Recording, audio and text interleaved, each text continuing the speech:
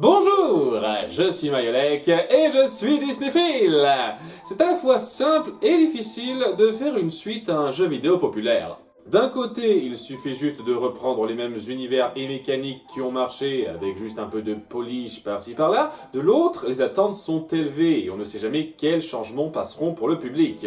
Epic Mickey, le retour des héros pour lequel la VF a décidé de piocher dans le chapeau des titres de suite tout fait, est un de ses nombreux cas de figure et ça s'en tire majoritairement bien. Ça démarre sur un résumé par Yensid. Une souris courageuse, mais un peu malicieuse, découvrit un monde que j'avais créé pour les Toons oubliés. Et c'est juste pour dire qu'il existe, parce qu'il jouera encore moins rôle que dans le premier jeu.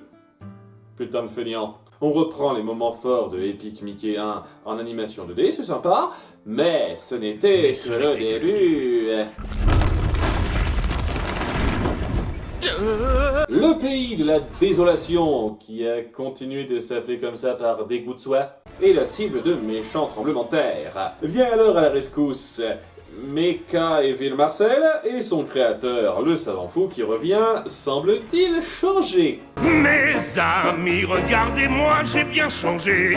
Je me suis souvent mal conduit, je veux me racheter. Il manquait la touche comédie musicale au premier jeu, j'avoue. Il clame qu'il s'est racheté une conduite, qu'il va les sauver, et appelle même Oswald à lui prêter main forte. Il accepte très vite. C'est sa voix d'ange qui l'a convaincu. Il n'y a pas que lui, tout le monde est vite emballé par le miraculé réformé, sauf Gus et Félix la chatte, ou Hortensia si vous préférez, qui veulent appeler le seul toon capable de les aider. Oui, ils partent tout de suite du principe que c'est pas trop la peine de chercher à domicile. Ils fabriquent donc en 2 temps 3 mouvements un putain de téléviseur communicateur entre les mondes. Ta gueule, c'est Toon. Et Mickey se voit attiré par leur voix. Ah! La créature démoniaque a élu domicile chez lui. Ça lui permet de retraverser le miroir magique jusqu'à chez Yensid, qui décidément pionce 20 heures par jour à en juger son absence constante. Enfin bon, vu la situation, j'imagine qu'il peut essayer de lui demander de l'envoyer au pays de la désolation momentanément pour aider. Non, il s'en bat les couilles, il va juste lui piquer tout ce qu'il veut chez lui. Je n'ai tiré aucune leçon de l'histoire précédente, oh oh. Il va donc se farcir du repompage direct de Fantasia en guise de tutoriel, afin de remettre la main sur le pinceau magique, qu'il peut utiliser sans problème dans le monde normal.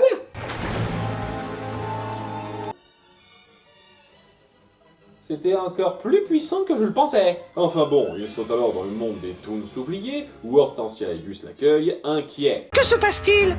Tu arrives pile au bon moment, Mickey. Contrairement au premier jeu, Epic Mickey 2 a l'intégralité de ses dialogues doublés, alors qu'Epic Mickey 1 avait juste la narration de Yensid au début et à la fin, et tout le reste était onomatopéfié. Pour aussi bizarre que c'était, j'avoue que ça apportait une petite patte à l'atmosphère. Là où ce second volet fait du convenu, mais ça demande plus de boulot, donc ce serait injuste de trop se plaindre. Je veux dire, il peut y avoir quelques passages gênants à l'oreille, comme ce Gremlin qui est juste tigrou réincarné. Juste quand la situation revient à la normale, il y a toujours un séisme qui remet tout par terre. Pardon, une petite réaction irritative tout de suite. Et oui, des fois nos persos ont leur réplique toute faite, moyennement incorporée. Méchant poteau! Mais globalement, le travail de doublage est très louable et aide à entrer dans l'ambiance. En fait, je pense que je préférerais même cette approche plus commune s'il n'y avait pas un tout petit mini riquiquet détail. Visiblement, les 2 roues doivent tourner si on veut ouvrir la porte. Si on veut sortir d'ici, tu dois utiliser ta télécommande pour remettre ces machines en marche. Et regarde, les plateformes sur cette machine au centre de la pièce. On dirait une aiguille d'horloge. Je me demande à quoi ça sert. Tu dois toucher les 2 électrodes de la machine en même temps. Tu dois rediriger le courant pour que ça recommence à fonctionner. Est-ce que tu pourrais fermer ta gueule, Gus? Je vous jure, on a un sérieux concurrent à Faye dans Skyward Sword. Il déblatère sans arrêt sur chaque putain de truc qu'on fait ou qu'on doit faire. Le tutoriel intrusif par excellence. Et franchement, la moitié du temps, c'est pour dire des conneries inutiles de ce genre. Quelqu'un a jugé que c'était assez important pour mettre ça dans un coffre. Tu devrais le garder. Non. Merci de me le dire, j'y aurais pas pensé, connard. Vraiment, on n'est même plus au stade tenu par la main, là. On est au stade n'oubliez pas de vous torcher le cul après être allé aux chiottes. Et ça passait dans le premier jeu, parce que c'était un texte de bas d'écran qu'on pouvait facilement ignorer. Ça a pas la même portée quand ça s'ajoute constamment à l'ambiance sonore. Non, le marchand de vêtements ne va pas apprécier ça. Ben alors pas du tout. C'est dommage, parce qu'il participe de façon plus poussée à l'histoire dans ce jeu-là. Mais là, il met bien la plaie dans le gameplay. Il faut rêver sa vie en couleur. C'est ma devise. Tu pourrais pas la rêver en muet? Quoi qu'il en soit, Oswald les rejoint nonchalamment à ce moment-là, timing, et s'explique un peu sur son choix de faire confiance aux savants. Tout le monde a droit à une seconde chance dans la vie, non? Très intéressant quand on connaît son arc dans le premier jeu. Même si je regrette qu'on n'en ait pas profité pour développer leur collaboration ancienne qui a été vaguement évoquée dans Epic Mickey 1. Comme c'est mis en scène, c'est plus un désir de croire en la rédemption au sens large qu'en un ancien ami qu'il aurait eu. En tous les cas, le timing est de retour car le château commence à s'effondrer après une explosion. Bizarre, en général c'est le dernier stage qui fait ça. On est séparé de la fille et dans toute une phase de fuite avec Gus Torial, on découvre que Mickey n'est plus le seul perso jouable. Oswald participe à la fête avec son pouvoir de membre rétractable qui peuvent atteindre des objets loin, ses oreilles hélices qui permettent de franchir des longues distances et sa manette électrique qui peut faire à peu près tous les machins électroniques qu'on veut. Ta gueule, c'est Toon. Il complète les capacités déjà connues de Mickey de façon à enrichir le gameplay, et ça doit d'ailleurs être très sympathique à jouer à deux. Parce que malheureusement en solo, il arrive qu'on soit un peu bloqué à attendre que l'IA suive les instructions qu'on veut donner à son partenaire. Après, j'imagine qu'il est perturbé de reperdre sa bien-aimée qui va le lâcher durant la quasi-totalité du jeu. Sincèrement, ça fait 5 minutes qu'ils sont séparés là, et c'est la seule chose qu'il a en tête. Qu'est-ce qu'on attend? Tu n'as pas envie de retrouver Hortensia? Non, Oswald, je n'ai pas spécialement envie de retrouver ta femme. T'essayes d'insinuer quelque chose, là? Bref, après quelques péripéties tuto pleines de voies compliquées à débloquer, on retrouve la donzelle toute tranquille. Hortensia, comment es-tu arrivée ici? Eh bien... J'ai sucé le scénariste hors champ. C'est ainsi qu'on redécouvre Roseville et Main Street, qui ont encore besoin de gros travaux. Ça se délabre pire que la banlieue cet endroit. Le savant fou se repointe. Mickey, je sais, tu te méfies de moi. J'étais profondément méchant, mais je ne suis plus comme ça. Il aime beaucoup faire ça dans le jeu. Attention, prenez garde à ces animataches. Les animataches? Eh ben dis donc, tu t'es bien foulé pour le trouver ce nom-là. Car oui, les tâches du premier jeu sont toujours là. Elles étaient pas trop liées à leur fantôme générateur en fin de compte. Et en plus de se les farcir vanilla, elles pilotent aussi des machines qui peuvent donc se pacifier elles aussi après un peu plus de boulot. Ah, je me demande bien qui a pu faire ça. T'aurais pas une idée, savant fou nouvellement repenti spécialisé dans la robotique? On aura donc quelques rajouts à la diversité des ennemis, avec le robot carcasse de voiture de Roger Rabbit, ou le robot pine de foreuse. Bon, on continue d'être mi-figue mi-raisin sur la considération du savant réformé, alors qu'il y a pas mal de choses à réparer en ville en attendant. Hortensia, ta contribution? Partez devant les garçons. Je vais rester jusqu'à ce que le projecteur d'Osville fonctionne à nouveau. D'accord, laisse les mecs se débrouiller, t'as juste passé un coup de fil au début. La ville reste très familière, avec 2-3 remaniements. On retrouve les incontournables comme Clarabelle, Horace, les multipates, dont celui qui n'a vraiment pas envie de changer de costume apparemment, Robot Dingo, Donald, Daisy, qui est journaliste maintenant parce que pourquoi pas. Les lieux habituels, plus quelques nouveaux, comme ce marchand de costumes à l'enseigne référence assez cool, qui lui correspond plutôt bien. Va dans la cabine d'essayage pour changer ton costume, mais fais attention à mon hippopotame violet, il a peur des chauves-souris. C'est cela... Ouais. Ils nous donneront donc différentes quêtes, comme par exemple aider un des fantômes qui est devenu l'assistant d'Horace à retrouver son nounours éparpillé craché, le suspense. Aider un des 3 petits cochons à retrouver ses frangins perdus, même si son ton ne donne pas envie. Va chercher mes 2 frères. Oh, je te le demande. Trouve ces musiciens et dis-leur bien que je suis dans Ventureland. Tu peux me parler normalement, blaireau, tu sais. Pense pas que t'as le swag du savant fou. Ou prendre des photos de Mickey ou d'Oswald cachés afin de créer un portrait en fleurs géant. C'est très gentil au passage, celui qui a le moins de photos n'aura rien. On t'aime moins, t'as vu, petite merde? Aussi, j'aimerais signaler que l'appareil photo est le seul objet qu'on nous offrira gratuitement. Oh, range-moi cet argent, tu veux?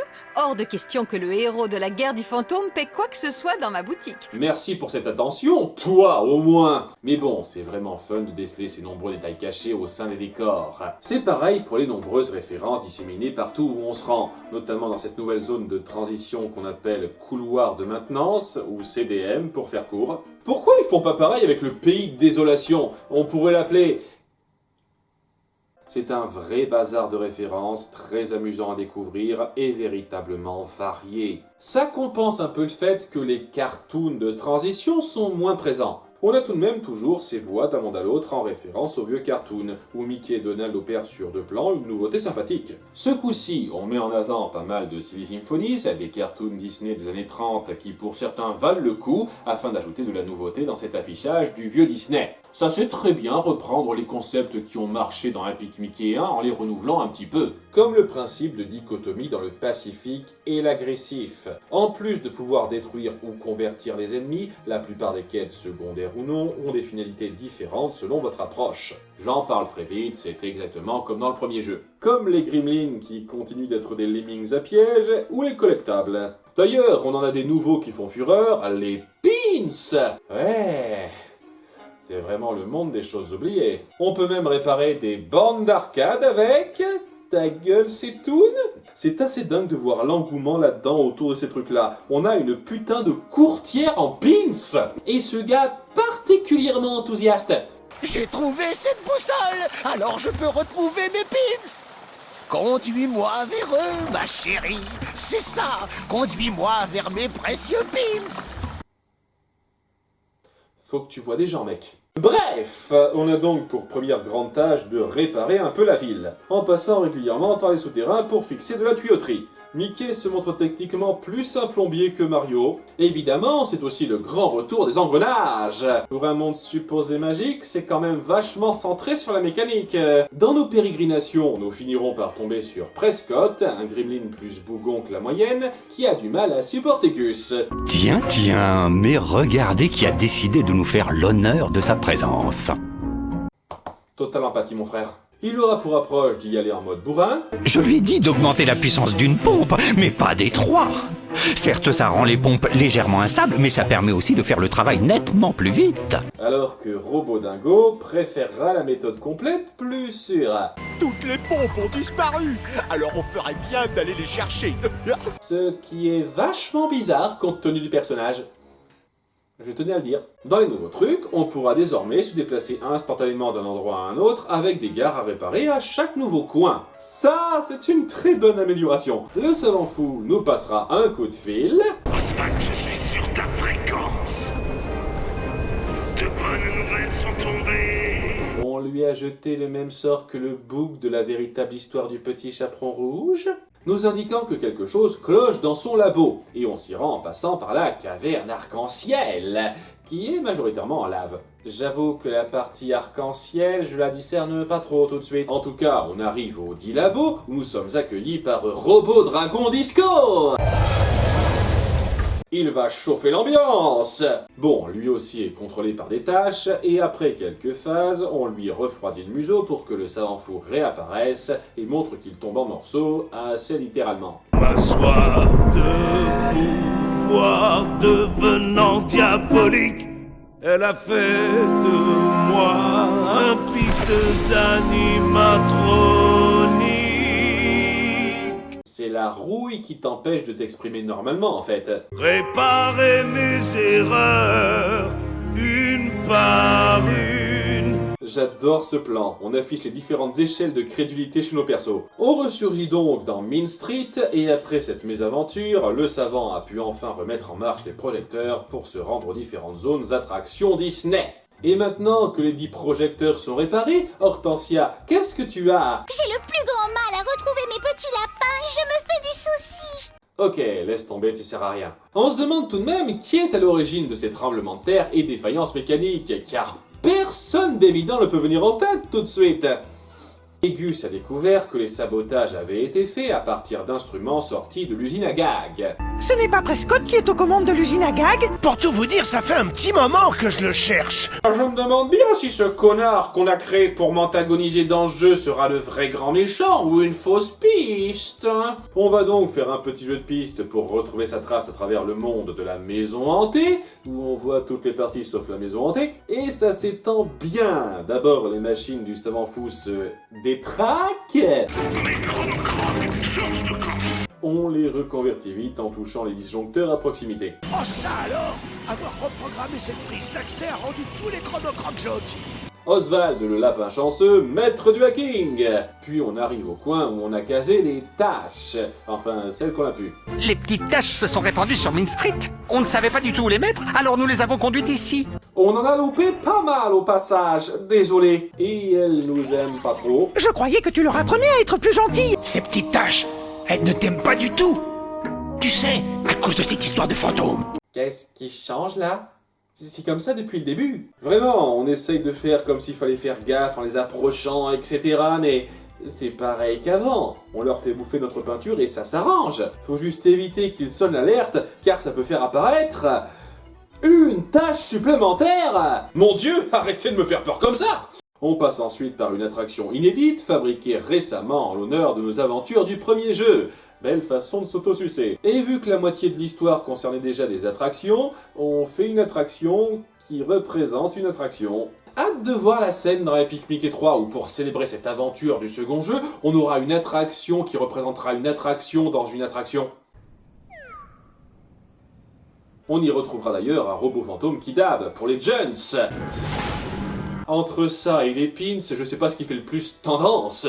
Et le tout est présenté par un robot animatronique qui a des ratés. Bienvenue mes amis, je suis l'assistant en biomorphe électronique, chronique ou EB. Je comprends pourquoi on a choisi le monde de la maison hantée pour cet endroit. Bon, on le répare en un peu moins terrifiant et il nous reconstitue un petit mot que Prescott lui a dit. Crois-moi, Abe, c'est pour le bien du plus grand nombre. Je me rends dans un lieu où je serai apprécié. Il se sent vraiment seul pour se confier à un robot comme ça. Et après une autre escale où on a la discute la plus souriante au monde... Et qu'est-ce que ces pauvres petites chéries ont bien pu te faire? Tu as déjà oublié les dégâts que ça a causé dans Ventureland. C'est le fléau du monde de la désolation. Continue de me parler comme ça et je vais finir par descendre en rictus. On arrive au parc des chars où Prescott est enfin là et nous dit exactement ce que son robot a rapporté. Mes talents étaient gâchés dans l'usine à gags. Maintenant, parmi les reliques abandonnées, mon génie peut enfin être reconnu par le monde entier. Au cas où vous ayez oublié entre-temps. Il s'enfuit, et plutôt que de se téléporter pour le suivre, Gus nous confie tout le boulot pour changer. Oh, cet endroit a l'air très dangereux. Soyez prudents, vous deux. Ferme-la au moins. On arrive alors à la grosse arène qu'il a supposément construite pour se confronter à une machine qui reste plantée au sol, nous tirer des projectiles. J'ai vu plus inspiré. Il faut que tu remplisses la tourelle de peinture ou de solvant. Je me doute, ta gueule. Puis on sort de la tête d'un robot géant qui est le vrai boss du moment. Je fais mordre la poussière. C'est un fan de pirates. C'était important à ajouter, on finit par lui mettre la raclée et il se met à faire le râle du perdant. Je n'y comprends rien. Il m'a dit que personne ne pourrait me vaincre. Mais de qui peut-il bien parler? C'est très intriguant. Et il n'a pas le temps d'en dire plus que le savant apparaît, accompagné de la presse.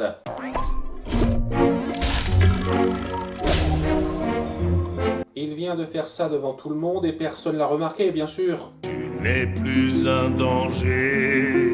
Je suis un très grand méchant, plus que vous ne l'imaginez. C'est une contagion, ma parole. Même pas tes robots Daisy s'y mettent. Quels sont vos projets?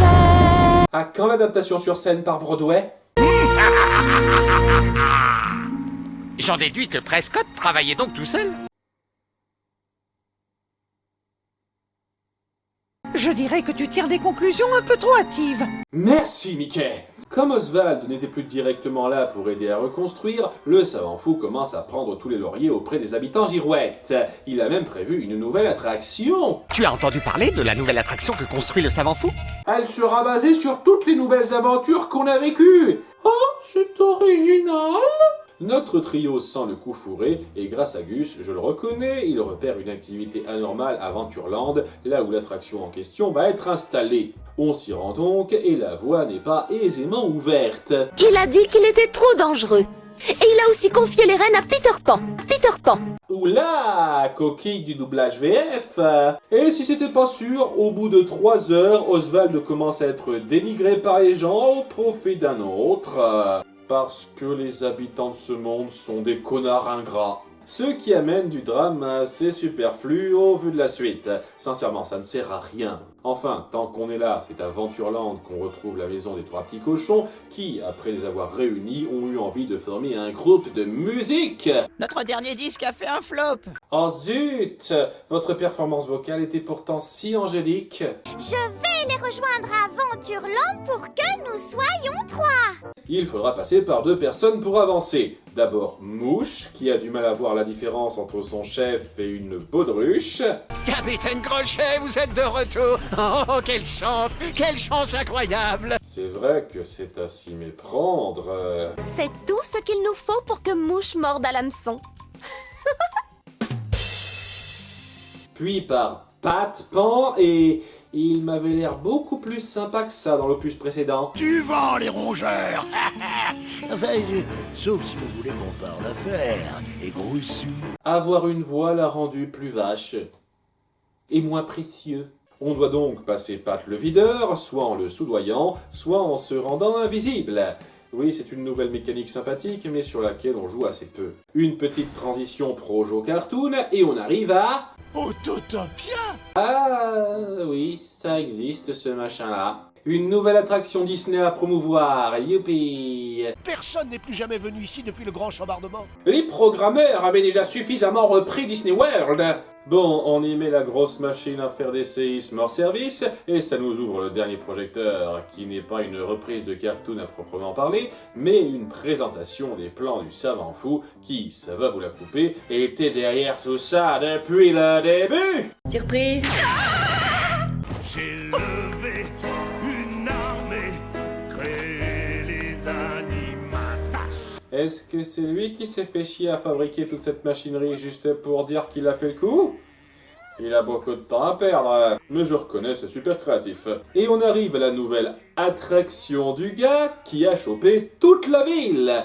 Un champ, dont Hortensia. Merci d'être un boulet, chérie. Ah, pas de plus, mes amis, et vous êtes de l'histoire ancienne. Oh mon Dieu, il parle normalement. Il explique que son but est de ne plus être une machine et de redevenir Toon. C'est pour ça qu'il a échafaudé tout ce bordel pour attirer Mickey ici et le forcer à lui donner son pinceau, je veux dire.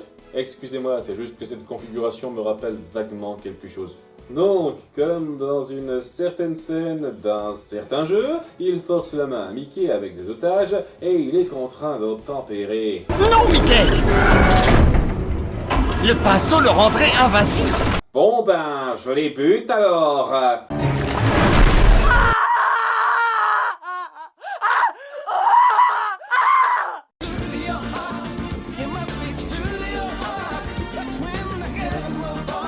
Non, cette machine à pétrifier les toons fonctionne à chargement Windows, car on a tout le temps de se farcir le robot final géant.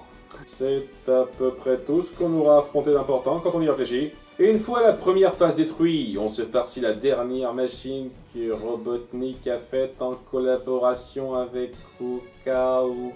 Sérieusement, c'est quoi le délire avec ces masques? Évidemment, ils le finissent pilotant pour sauver leurs amis, et selon votre karma choisi, Oswald peut avoir envie de sauver le savant fou de l'explosion. Ah oui. C'est mérité. Et sa bonté d'âme touche le scientifique qui, inspiré par cet acte de bienveillance, comprend que sa voix n'était pas la bonne et devient un vrai petit Toon. Je redeviens Toon. Est-ce bien vrai, je redeviens Toon. Waouh! C'est un peu niais. Un petit peu, je trouve... Mickey et Oswald se doutaient qu'il y aurait d'autres défis à relever. Mais ils étaient rassurés à l'idée de savoir qu'ensemble, rien ne pourrait leur résister. Oui, parce qu'apparemment, retourner dans son monde n'est plus une priorité. Il peut le faire quand il veut maintenant, c'est pas clair. Et sur un mini cliffhanger qui n'ira pas plus loin, l'aventure s'achève, bouclant un jeu qui a pas mal de mérite. On reprend bien les ingrédients qui ont fait marcher le premier jeu, en les étendant sympathiquement et en corrigeant même certains défauts de départ. Exit la caméra capricieuse et le backtracking inutile. Et tant mieux, parce que ça compense un peu les pertes qu'il y a à côté. L'histoire est moins percutante, vu qu'en gros on se tape le méchant secondaire du volet précédent qui devient le nouveau grand méchant. Ça vous rappelle rien? L'ambiance est un peu moins spéciale, plus convenue, et le monde est un peu moins riche à parcourir. On a techniquement 2 fois moins de boss. Les plus et les moins par rapport à Epic Mickey 1 s'équilibrent à peu près pour moi, donc c'est globalement réussi. Mais je ne sais pas si le besoin d'être refait à neuf se fera autant désirer pour ce cas-là. D'ailleurs, sur le sujet, je connais une œuvre récente que beaucoup de gens, je pense, auraient aimé voir moins remaniée. C'était Mayolek, et n'oubliez pas d'être distéphile. J'ai retrouvé courage et confiance. J'ai mérité cette deuxième chance. Je voulais acheter cette maison quand la terre a tremblé et je me suis retrouvé prisonnier dedans. Quoi? Mais attends une seconde. Ma maison n'est pas à vendre. Pour ce que tu y vis, Mickey.